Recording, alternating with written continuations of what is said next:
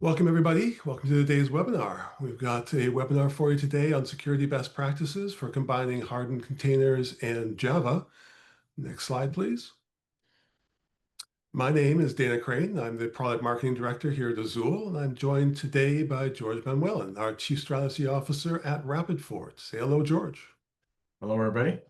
Good morning, good afternoon, and good evening, I should say. Next slide, please.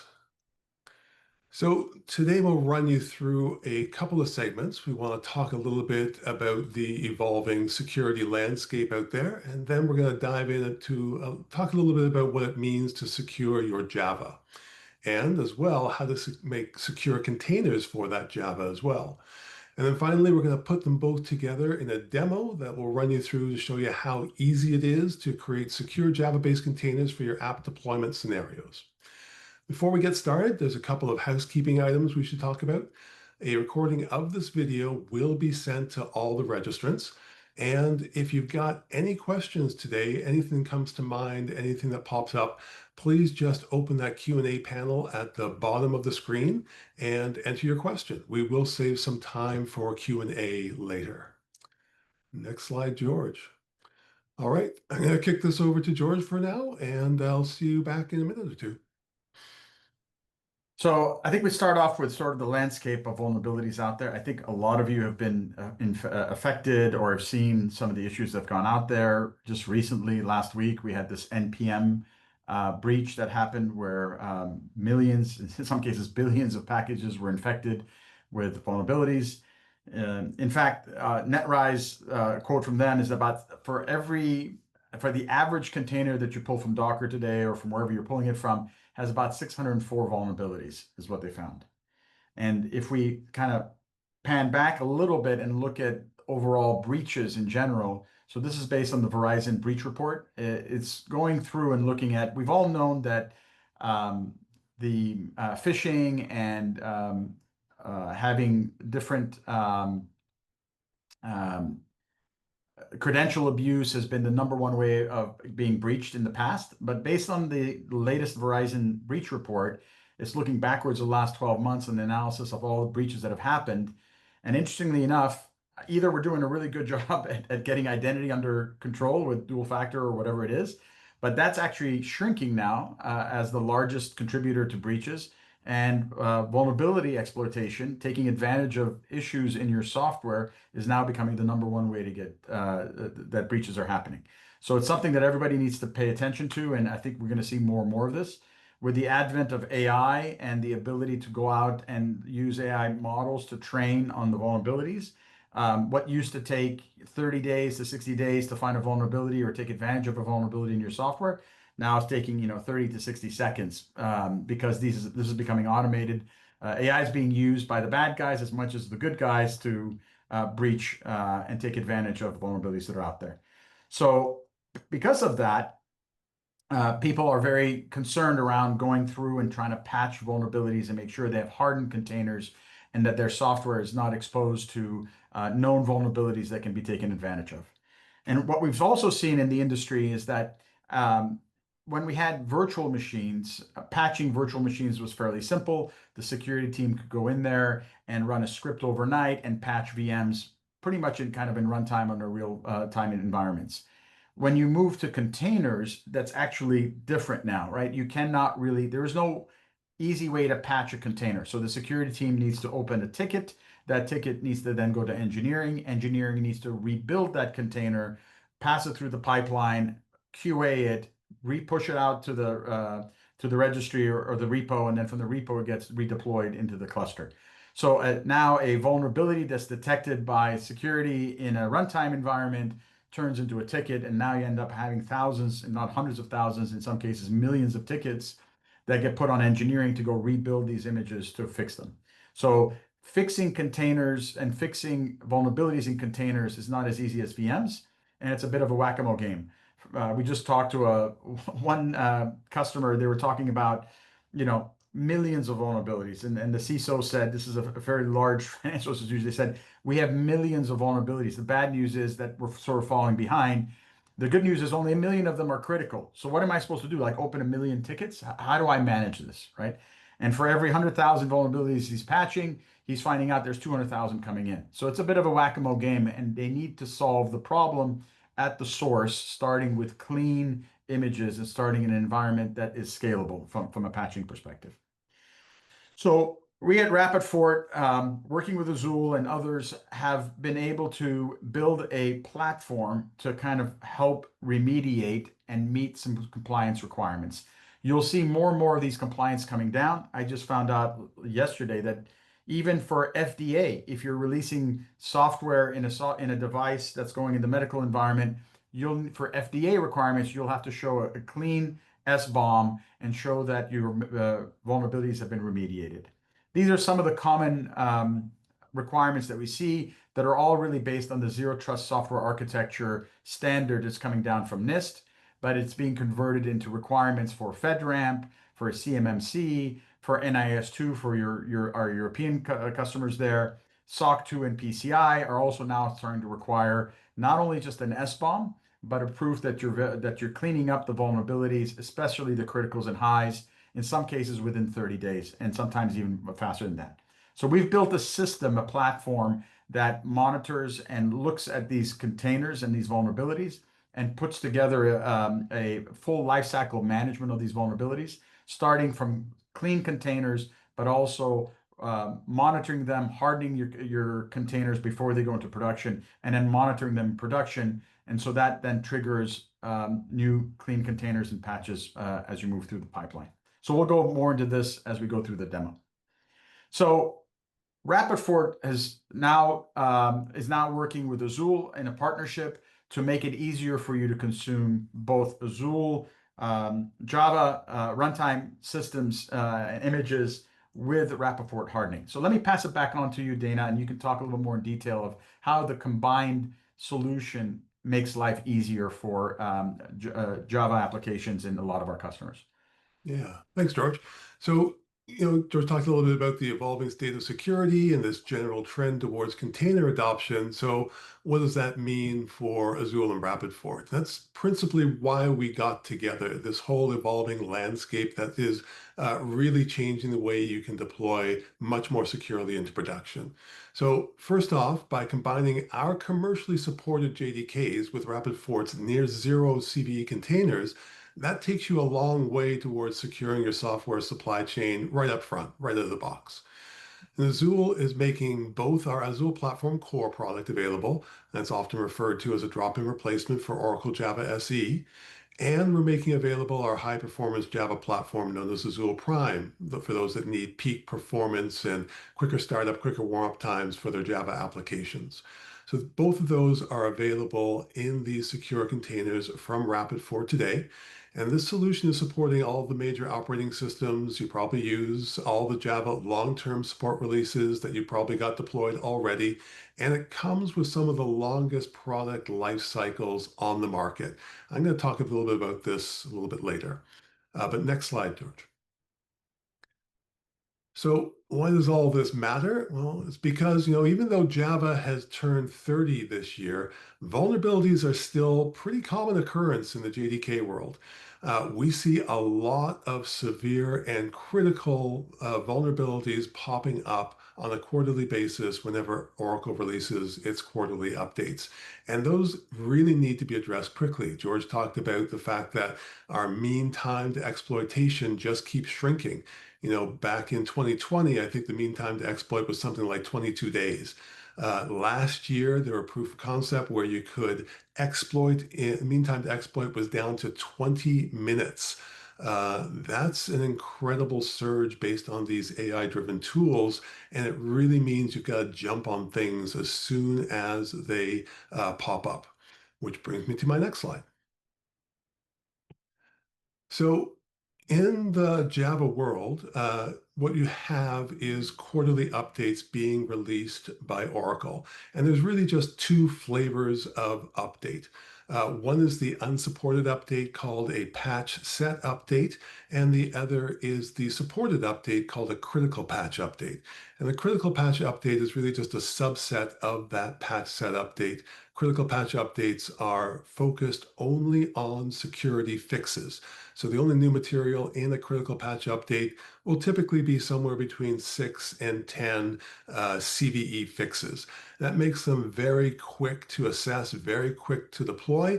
So as soon as Oracle releases their critical patch update, you can deploy that almost immediately into production. This is something Azul also offers. No other OpenJDK vendor does. The other OpenJDK vendors rely on patch set updates. Now, patch set updates contain not only the security fixes, they'll also contain a whole whackload of bug fixes. They may include feature enhancements as well. What we see is that there may be 20 times the number of fixes in a patch set update versus a critical patch update.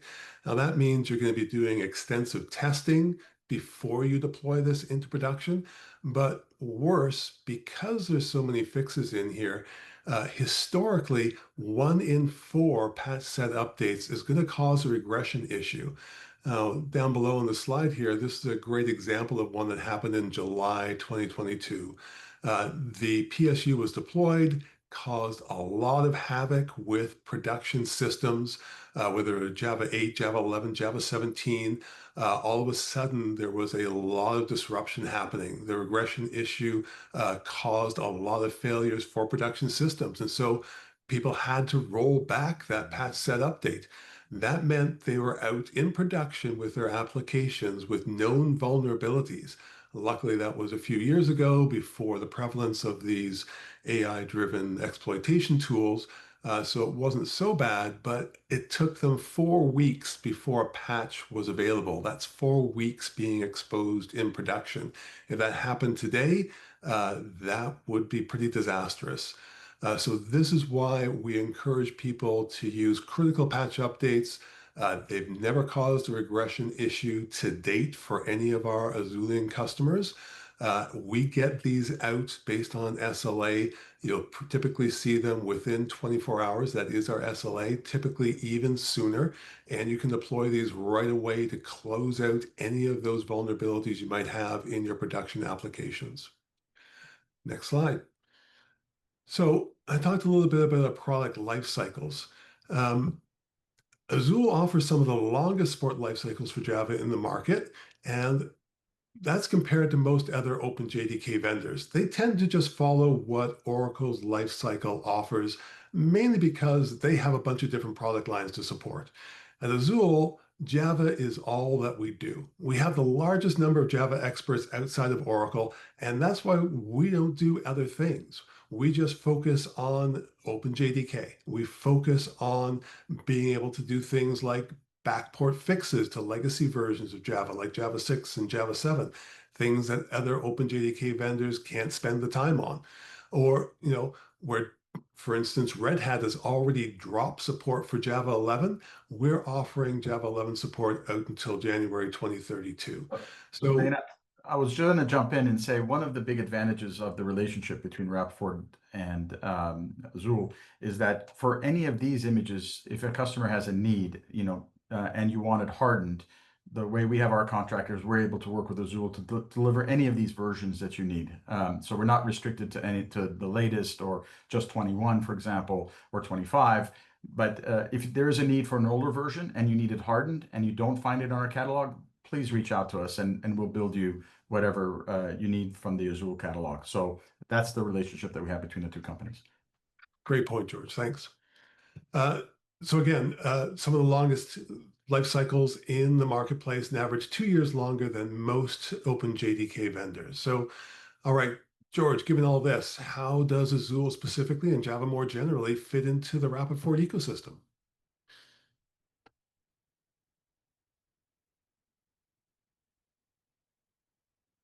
Sorry, I had to hit the mute button for a second there. So we at RapidFort are looking this holistically, and we're looking at not just delivering images by themselves, but putting together an overall platform that solves the problem, right? There's a lot of different scanners out there and a lot of different tools that tell you about the issue. we're looking at what's the quickest way to get to 95% remediation or 95% fixing.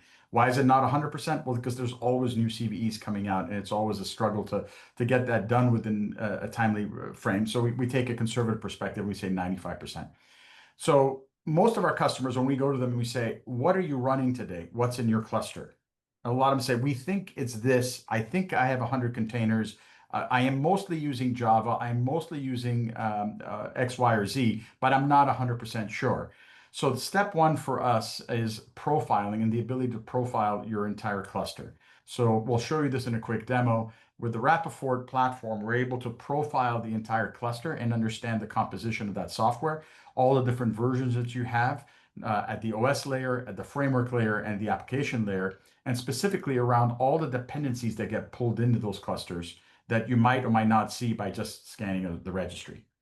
Step two is understanding, based on this deep understanding of what's going on in your cluster, first separating the false positives and the noise versus the real vulnerabilities. So if we're peeling an onion, you think about it, the first thing we do is tell you, based on 5 different scanners scanning your environment, this is what's underlying our profiling, we're able to tell you what are real vulnerabilities and what are false positives.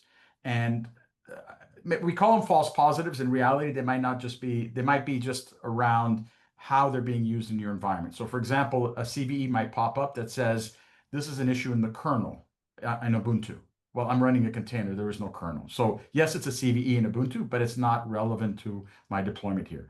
Or this is an issue in Windows. Well, I'm running Linux, so it's not an issue. Or this might be a crash in the CLI and not necessarily a security issue. So those are the kinds of things we triage as part of the profile. Then the next step is to then, by understanding this, the composition of the different software elements that you're using, is advise on what curated images could replace some of the base images that you have to reduce the number of CVEs. And again, I'll show you this in the demo. It'll make a little more sense. But if you're using, for example, Java Corretto that is based on Ubuntu, and then you want to actually use one that's more hardened or more performant, you might want to swap that out with maybe Azul based on Ubuntu. Or if you have a third-party application like Nginx or Redis or MongoDB, you might not just want to have to patch that yourself. You might just choose an image from RapidFort that's already curated for you with lower number of CVEs that's already benchmarked and hardened for you. So we believe by swapping out those base images, you're reducing the vulnerabilities by about 65%. So that's a really good start, but not 100%. Why not 100%? Because after, on your first party images, after you're done building the OS layer and the framework layer, what you're not seeing is that there are dependencies being pulled by additional packages being added continuously on top of your base layer. And that bloats your software in many cases, increases the size, but also increases the number of vulnerabilities. So to get to 95% remediation, we first replace the base images and the framework images and the application third-party images with RapidFort curated images. And then we use a mechanism to remove the unused components. By looking at the profiling, we're able to see what's being used and not used and suggest what needs to be removed. And then with a click of a button, we can automatically remove those vulnerabilities.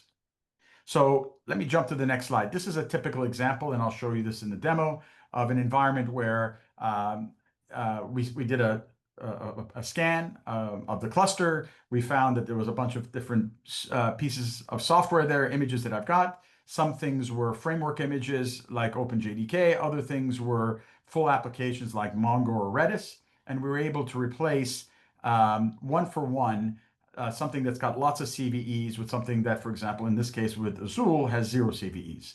Or if we're replacing Python, we're able to replace it with a Python image, etc. So let me now jump into the actual demo so you see what this looks like in the real world. Let me make this full screen. All right. And let me log in. So by logging into the RapidFort platform, first you see a long laundry list of images. And you have, in this case, 14,000 images. If you need Bitnami versions of these images, you can hit Bitnami. These are the Bitnami equivalent images that are out there. As you know, Bitnami has announced recently that they're going to go behind a paywall. So now we have the equivalent images for you, but as opposed to the traditional open source or free images of Bitnami, we've taken those images, we've enhanced them with compatible Helm charts, but we've also fixed the OS on them. If you're looking for Azul files, for example, you can go in here and look at the Azul list. Lots of different Azul versions here based on different operating systems. Again, one of the big advantages from a RapidFort perspective is finding binary matching images. In other words, if you're using any of the base OSs, whether it's Alpine or Debian or Ubuntu equivalent or Red Hat equivalent or Ubi equivalent, we have all the flavors OSs that are LTS. And then we build on top of it any flavor of either the framework images that you need or the overall applications, right? If you look at something like Python, you'll have 184 versions of it. If you look at the Azul versions, we've got 48 different versions of it. And again, if the version combination that you're looking for example, Azul based on Ubuntu versus Azul based on Red Hat or versus Azul based on maybe Debian, and there's a combination that's missing, just tell us. We can build it for you. So we, at the end of the day, are fixing all the packages and all the binaries or pulling them down and getting fixes for them. And then we're recompiling them or rebuilding them together into an image that's easily consumed by you. The vision for us is to make it binary compatible, one for one fit. So you don't have to change your package manager. You don't have to change your Docker file. You just literally swap out the dirty image that's coming from Docker for a clean image that's coming from RapidFort. All right. So that's the catalog, right? You go through the catalog, pick what you want. What if you don't know what you want? Then you would then go to our projects page and you would create a new project.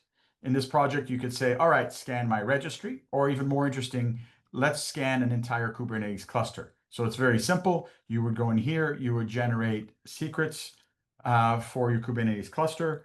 You would then create this Helm chart and this bit of code here that would run a runtime agent or a daemon set in your cluster. We support AKS, EKS, JKS, any of the regular environments that you have, including things like on-prem or things like K3 or OpenShift, etc. By running this in your cluster, you're able to fully understand what's running, like I said, not only the images that you have in your registry, but all the dependencies. And the output of this cluster is going to give you a card. So in this case, for example, my test here is the GM test cluster has 7 or 8, 7 containers in here. And it's telling me it's about 3.46 gigs of software, but only 690 of it is being used. And we can then automatically remove the unused components. But before we do that, we're looking here and we're saying there's 674 CVEs. If I look at my dashboard, I can see that 428 of them can be fixed that are fixable today. So instead of using just a standard OpenJDK image, I'm going to move to an Azul version that's, for example, that's got 0 CVEs. Instead of using this version, this older version of Python 3.9, I'm going to use a binary compatible 3.9 image, but with the latest security patches applied. For example, maybe in this case, I need FIPS. Or instead of using a standard AWS CLI with lots of CVEs, I'm going to find a version that's curated. And for RabbitMQ, I want to find a version that is Bitnami compatible with 0 CVEs that in this case maybe is on Ubuntu or Focal, etc. If I'm looking at Redis, again, by replacing all of these images, maybe we'll find another Bitnami version here. MongoDB, I'm going to change this to a MongoDB that has fewer number of CVEs. So by just swapping out these images that were scanned with these images that are clean, you drop from 674 CVEs with 22 criticals down to only 3 highs. And what's coming up in our pipeline, in our roadmap, is the ability to do this in an automated fashion. By clicking here, you'll be able to then automatically rebuild in your pipeline. It will pull these images instead of the existing images you have for base and rebuild your application with these clean images with one click. So recapping a little bit, let me jump back to what we're talking about here. This is an example of a customer that came to us in October. They needed to be compliant by December. They were trying to patch their CVEs. Talking to this gentleman, he said, it's going to take me 5 or 6 engineers, at least 3 months to get this cleaned up. I need to go through a compliance verification. I need to get my criticals to zero and my highs under control. This is unattainable in 1 month. They were trying to go from October to December for their requirement to be completely clean. With RapidFort, they were able to do a cluster scan. From the cluster, they figured out they have 3,586 vulnerabilities, quite a few criticals. And so they just picked out equivalent images that are, again, binary compatible. There's no proprietary OS here. There's no migrating or changing of Docker build files. There's no having to learn about new packages or finding naming conventions that are inconsistent with open source. We are all based on open source, and in our universe, we're cleaning the open source software. We're not selling you a proprietary OS or a proprietary software. So for this gentleman, it was a click of a button within one build. They went from 3,586 CVEs within 1 day down to 505. Why 505? They were still pulling in first-party packages. There was a Python graphics library that was pulling down. It has about 3,100 files. They were only using about 200, so there are about 2,900 files that did not need to be there. So using RapidFort's hardening and profiling tooling, we realized those files not being used. We automatically hardened their application, removed the unused components, and the overall application went from 1.8 gigs down to 262 megs. But what was even better than that 502 of the CVEs just went away because they were no longer in the software. So this gentleman went from 3,586 CVEs down to 3 CVEs in 1 week. These last 3 CVEs that were left were not patchable yet. There were no fixes available. So solved what would have been, 5, 6 people's worth of work for 3 months with a click of a button, a week of regression testing, and went from 3,500 plus CVEs down to 3 in a simple, systematic way within their CI pipeline that's highly scalable and repeatable for every time that they build software. So let me now give the ball back to you, Dana, to kind of talk about, in summary, Azul plus RapidFort. What are some of the best practices that we've learned talking to some of our common customers, and what should we be looking at from a checklist perspective? Yeah, thanks, George. So as George showed you in the demo here, what we really want to do is help you guys understand, profile your deployment, whether that's your application or whether that's your cluster that you've got deployed, and understand what's going on with your application. And that means both at the container level and at the Azul runtime level. So we've got the Java runtime in there as well. You want to start off with a broad catalog. This is all open source all the time. So bring down those open source containers that are curated, not the ones that are coming in from places like Docker. We want to replace all that with the curated stuff. And we want to make sure that we can remove unused components. So a lot of what we use are large libraries. Those libraries don't all have a number of components that don't ever get used at runtime. Being able to identify those and scale them back is really going to reduce that attack surface. Really key towards cleaning up your application before you deploy it. And of course, what we want to be able to do is take advantage of quarterly updates. So we know that every quarterly update is going to have at least a few vulnerabilities identified in it. And having guaranteed timely access to those critical patch updates that I was discussing before, that's going to be key towards locking down your application and making sure you've got those vulnerabilities under control. When it comes to Java package types, this is going to give you a really rapid deployment. Like I said, security only updates, very quick to verify, very quick to deploy, as opposed to those patch set updates, which can be much, much larger and take a lot more time to evaluate. And of course, we talked about having some of the longest product life cycles on the market, and that's really what we hear back from our customers. Their development teams are busy. They've got lots of things on the go. They want that luxury of extra time to plan their upgrade between major Java releases and do it at their own speed. Finally, don't forget about out of cycle fixes. So, every once in a while there will happen, something will come along, maybe a 0-day vulnerability in a JVM will happen. Maybe one of those PSUs causes a Java regression, and somebody will come to us to find how can we get an out of cycle fix right away. Those are things that we help our customers out with. So out of cycle fixes can be key. And of course, we make that available to RapidFort so they update their nightly build so that you're always guaranteed that you've got the latest fix for what you're pulling from RapidFort. Finally, of course, RapidFort is going to provide you with that single repository that George was showing you. Those are all hardened container images. They've got that OS that you need. They've got the Java runtime from Azul. And if you need those extra applications like a Tomcat or WebLogic or whatever it happens to be, those can be pulled from the RapidFort repository as well. So one-stop shop for all your needs. So Dana, I would also add that for any of you who want to try the RapidFort platform and just do a scan of your cluster, we have a free trial offer. Please get in touch with us and we can scan your environment and kind of give you the same readout of where you stand today so you can then understand what needs to get done next to get to a cleaner environment. Great. All right, I promised that we would have some time at the end for Q&A. So let's, if you haven't already, just pop open that Q&A panel at the bottom and we will get to the questions that you might have. Well, here's a quick question right away. George, the URL to try, is there a URL that you've got available for people to try out RapidFort right away?